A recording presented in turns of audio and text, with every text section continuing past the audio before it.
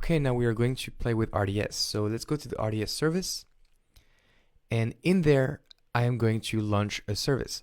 So we have a launch database instance that is big here because we have not done it before. And so we get the engine options. As you can see, we have 6 different engines available to us. And so we can choose whatever we want. If you want something that is compliant with a free tier though, you have to scroll down and click on only enable options eligible for RDS free tier usage. So first of all, I want to show you a few things.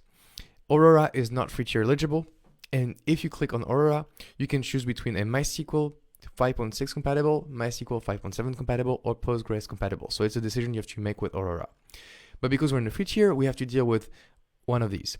The most popular one at the exam is going to be MySQL, so I'll just create MySQL.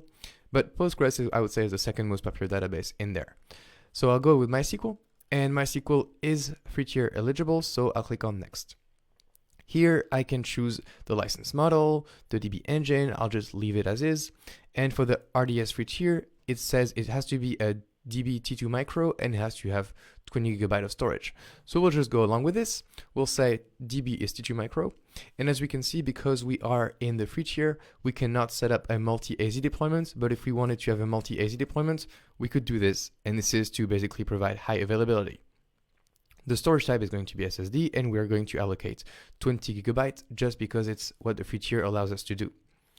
Now we have to define a DB instance identifier, and that is for the DB to be unique across all the DB that we own for our AWS accounts. So we'll just call it my first DB.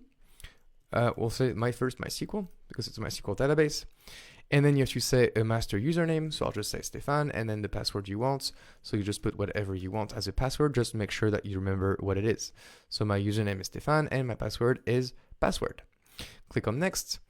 And then I have my virtual private cloud.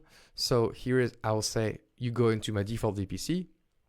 And for the subnet group, we'll use a default one. Now we have to set the public accessibility. And so basically we want to say, are we able to connect to our RDS instance from outside our VPC? So if I was doing a production database, I would say no and only allow my EC2 instances to connect to my RDS database.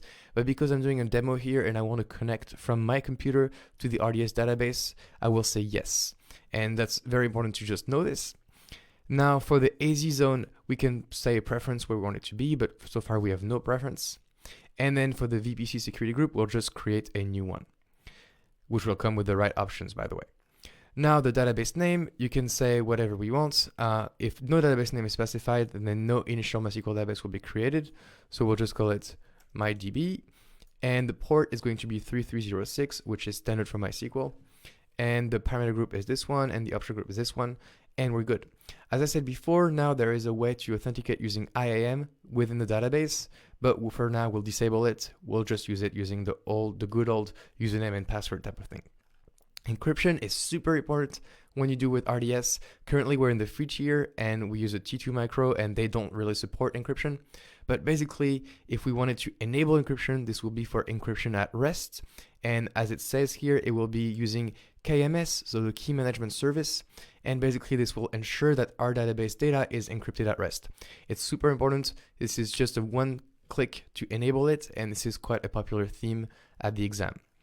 For backups, as I said, backups are enabled by default, and we'll say, okay, I want a 7-day retention for backups, but as I said, we can go all the way to 35 days, and we can actually decrease it to 1 day as well. The backup window, you can select a specific time if you wanted to know that you have less load on your database during such times, but for now, we'll say no preference. Finally, we can enhance the monitoring, but for now, just leave it as disabled because we don't need it. And you can export all the logs, etc., etc. So as you can see, there's a lot of options happening here, but you can have to go through this list. They're quite intuitive, each of them, and they're well described, but so far the defaults work just fine for us. Now, as I said, because RDS is a managed service, we're able to have maintenance windows, and basically Amazon can upgrade for us some minor version upgrades. So we get security patches going on by Amazon directly onto our RDS. We don't have to do anything. And again, when we do a maintenance, we can define a maintenance window and we can say a specific time when we like the maintenance to happen. Otherwise, we say no preference.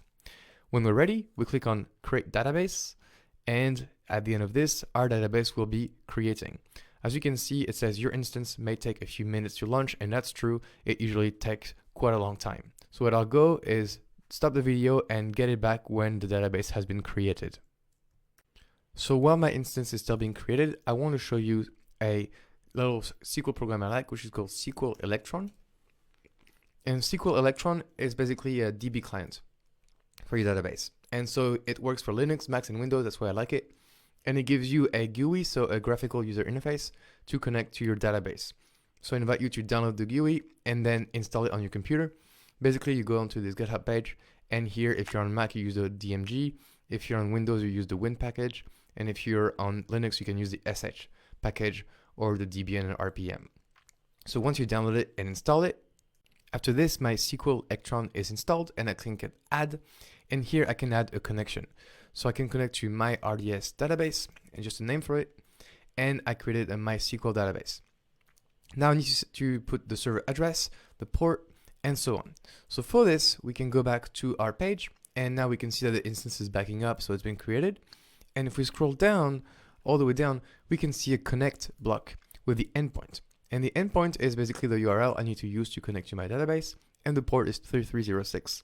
And it's publicly accessible, so I should be able to access it from within my computer. So let's hope for this. I copy this and put the server address right here. And then the username is going to be Stefan, and the password is going to be password. So that looks good. Now we'd be able to enable SSL if we wanted to be having a secure connection, but for now we're good. So we'll just click on test, and the connection test that is successfully connected. Happy days. I save it, and I connect to my database, and here I am in my database. And we can see that there's MyDB on the left-hand side. This is the database that was created first for us. You don't need to be a SQL expert to use MySQL or database, but this is not a course about SQL anyway. So as soon as we're connected, we know everything worked, and that's about it for the hands-on. Okay, what you should know about is that all the connections and options you had when creating this RDS database, the fact that there's a security group that was created for your instance, and you can click on it to go and see the details of your security group. So we can see that it authorizes my IP on the port 3306, which is good. And you can see all the network and security configuration, if you have backup, if you're multi-AZ, etc., etc. So this is quite nice. The last thing you can do is do instance actions. And as you can see on the right-hand side, we could stop it, reboot it, and create a read replica. So if we wanted to create a read replica, we could just click here and have a second database that we can connect to just for reads. We can also take a snapshot to basically take a backup on ourselves, and then restore to point in time using the backups, and migrate a snapshot if you wanted to move the snapshot away into another region. So I hope that was helpful. That was a quick overview of RDS, but we're able to create a database, MySQL, connect to it using SQL Electron, and basically this is a database that's available for our application to be used if they need to have one. Okay, so that was it. Hope you enjoyed it, and I will see you in the next lecture.